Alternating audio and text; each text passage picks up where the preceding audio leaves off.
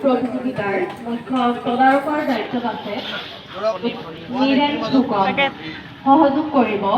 জ্যোতি বৰুৱা, অঞ্জন দত্ত, অজয় বাইলু, মানিক চুতীয়া, বিপ্লৱ ৰাজগড়, পংকজ গগৈ, কিৰণ বাইলু,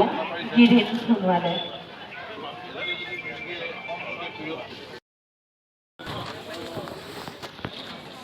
কিতাপ লাগিব কিতাপ মোৰ ওচৰত আছে মই সেইদিনা দুগৰাজনৰ পৰা ধেৰ কিনি শংকৰ ওচৰত